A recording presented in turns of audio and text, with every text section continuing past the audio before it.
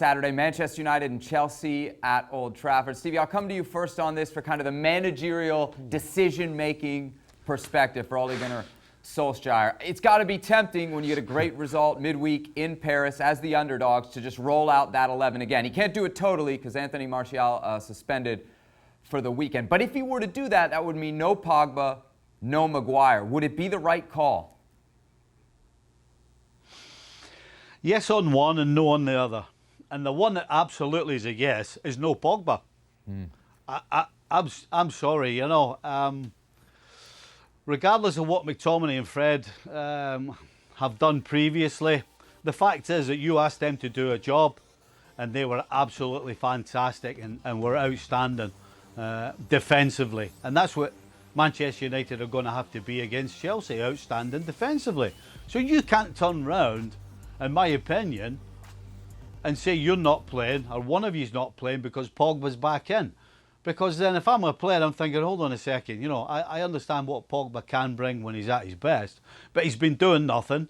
I come in and do a job and all of a sudden I'm out. So if I'm the coach, if I'm Ole, I ain't playing Pogba.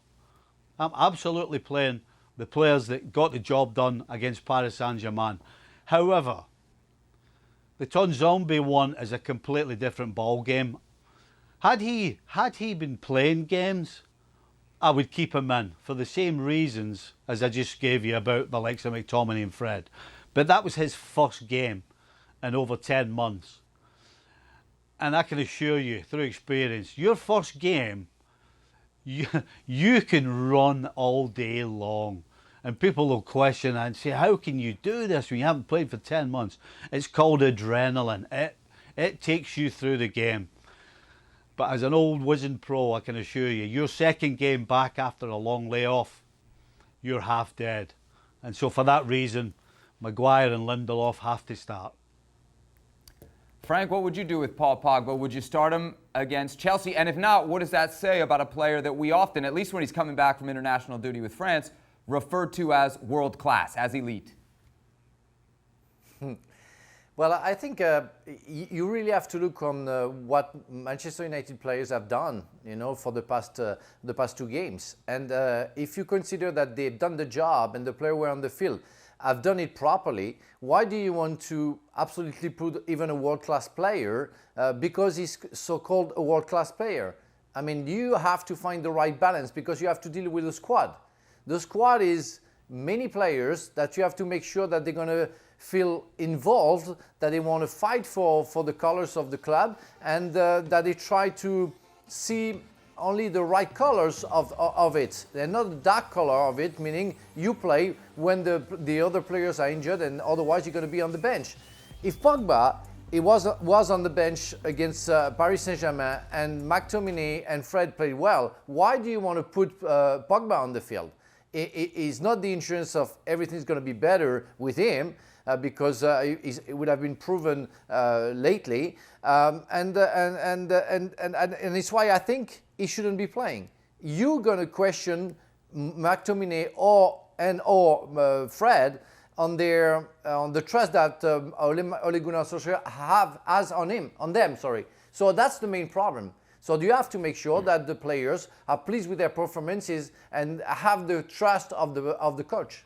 Frank, in the past, you've said that you wouldn't bench Maguire, even after everything he's been through, because it would kill him. But you must have been impressed with Tuanzebe, what he did against PSG, especially given the 10-month layoff and his age.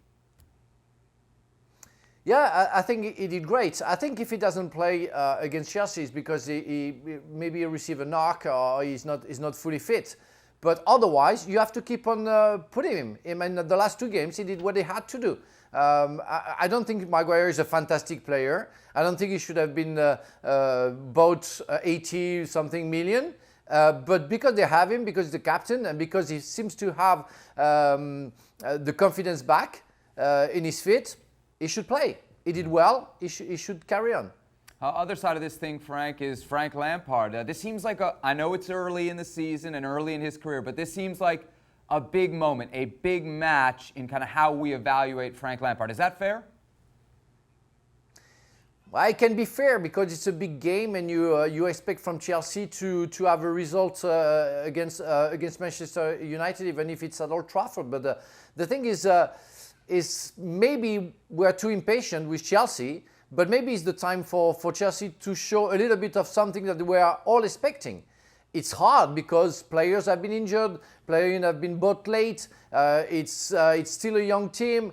So do we have to give more time to Frank Lampard? You know, I've been very criticized toward the way they played. So therefore, a little bit about the coach. So I received lots of things from the fans saying, Frank, you have to be more patient. Yeah, but you have to be more patient. Okay, but we all want result because we know that Chelsea is a great team, but they have to find the chemistry ASAP. That's the thing. And when you play against Manchester United, you have to have a result when you have,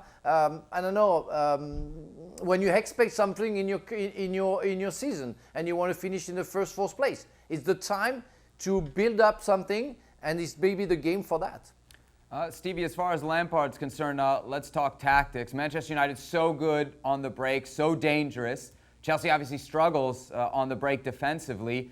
It would seem like you're going to invite Manchester United to do the thing that they do best if you continue to play the way that Chelsea plays. What should Lampard do here? Should he make an adjustment or stick to the way Chelsea play? I don't think Frank's going to make any adjustment at all. I think Frank's going to stick to the way they play. And the group of players he has, they're far better going forward. So if you decide to sit, then you're kind of hamstringing yourself. I don't see Frank changing whatsoever. It's a case of them hoping that on the day they can defend well, because yes, that's how it's going to be. Even though Manchester United are at home, they're going to sit tight and try and break. So I think we all know what kind of game we're going to see.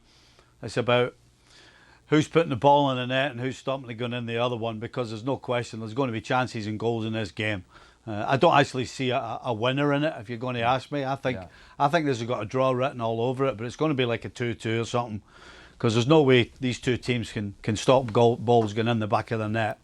But these two teams can hurt you in attack. So I can see chances, I can see goals, but I only see a draw at the end.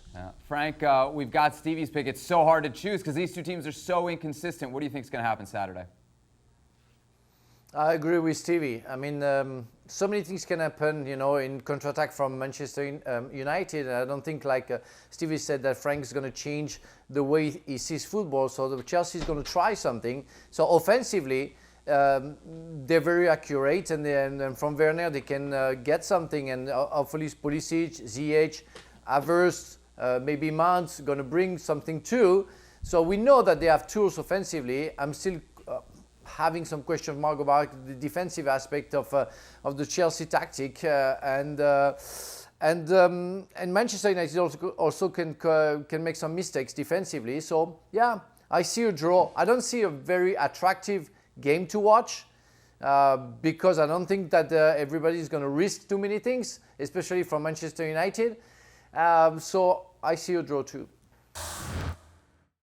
Thanks so much for watching ESPN on YouTube. And for more sports highlights and analysis, be sure to download the ESPN app. And for premium content and live streaming, subscribe to ESPN Plus.